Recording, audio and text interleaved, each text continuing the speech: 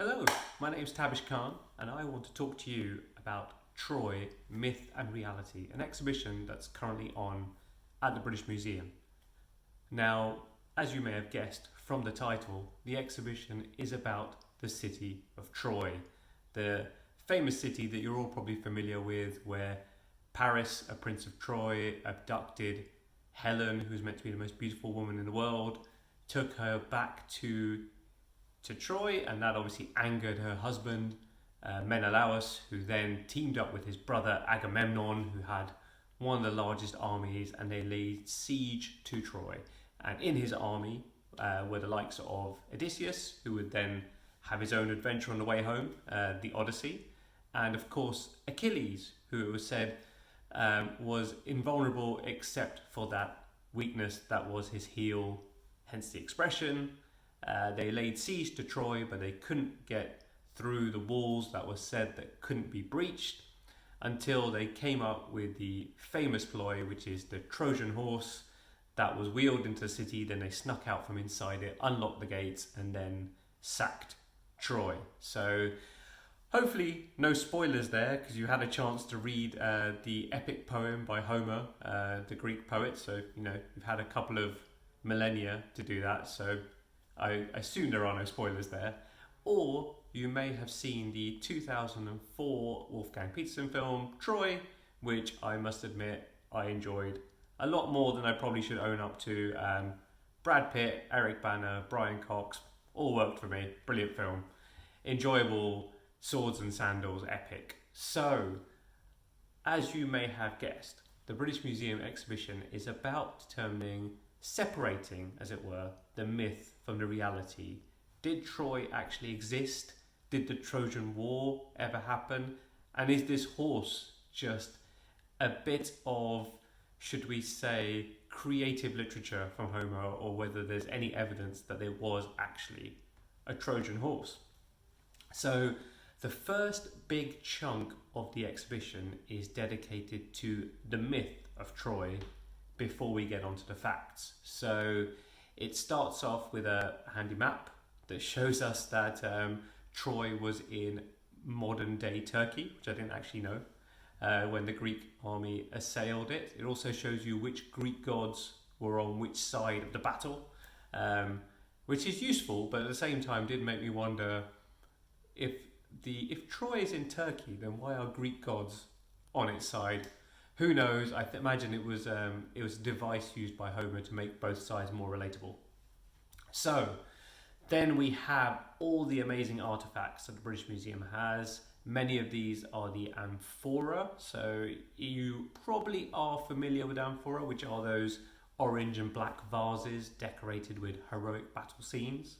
So we see Achilles stabbing the queen of the Amazons, who were fighting on the side of Troy, through with a spear, and their eyes lock, and he falls in love at the point of killing her. Now, I'm not entirely sure that's how love works, but then I've never actually tried to kill anyone, so who knows?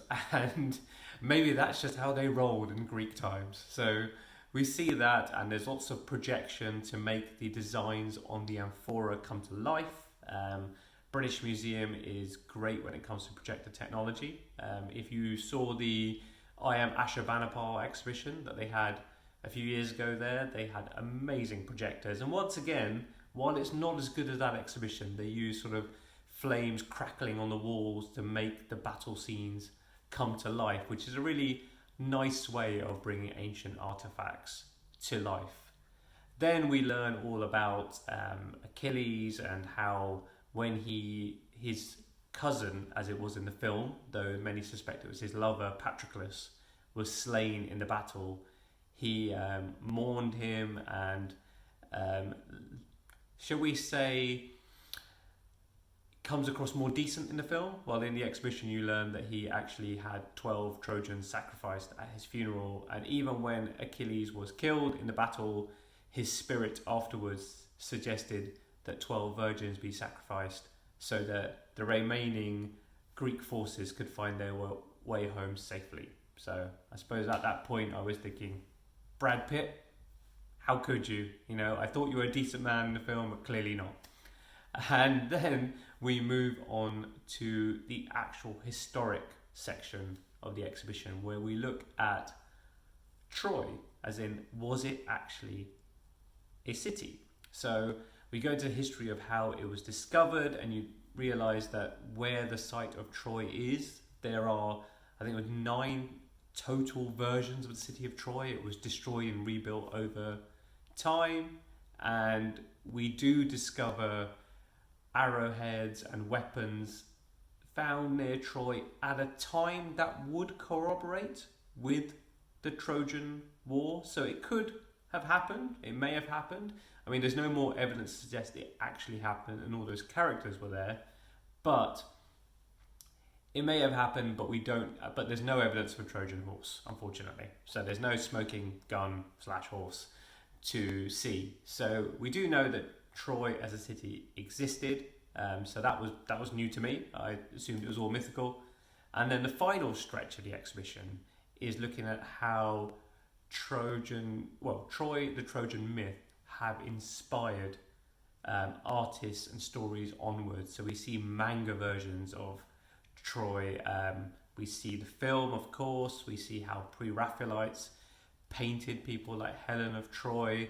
So I would say that it was the last stretch, and I didn't enjoy it as much as the other 2 sections of the exhibition, but it was interesting to see how much that has propagated through myth. So even places like Pakistan have retellings of stories that look like what happened at the Siege of Troy, and that's ancient Pakistan, not modern day. So we see how that myth spread across the world. So that's the exhibition, essentially in 3 parts, and it's worth noting it's absolutely huge.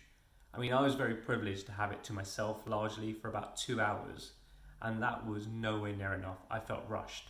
So if you are going on a busy time when there's lots of people likely to be about, then I would suggest that you set aside about 3 hours. And if you are lucky enough to be a member, then I would suggest repeat visits, because biting off a 3-hour chunk of an exhibition is quite a lot to take in one go.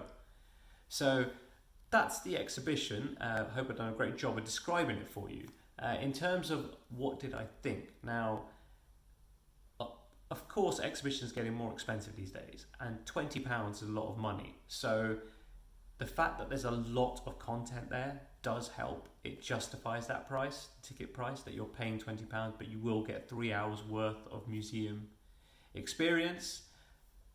I thought they told the story really well. There's a lot of history, a lot of facts. I mean, British Museum is very good at doing this sort of stuff. So there's a lot of context that really helps you feel immersed in the whole Trojan War, how it happened, how it unfolded, where the truth and the myth coincide, what happened afterwards, how it's inspired generations afterwards. So for that reason, I did really enjoy it. I got a 4-star review from me, which you can find on Londonist, londonist.com.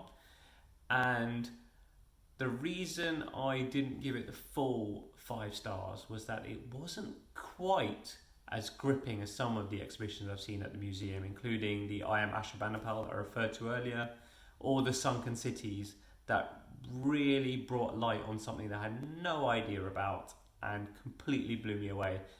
Having said that, it's still a very good exhibition, and I would highly recommend visiting. It's on until early March, and if you want to know anything more about it, you can find my written review on Londonist. You may also follow me on Twitter and Instagram as London Art Critic, and I will be video reviewing more exhibitions in the future, so you can subscribe to my YouTube channel or IGTV, and you can pick them up there. Thanks for listening. If you go see the exhibition, let me know what you think, and I look forward to you watching future reviews.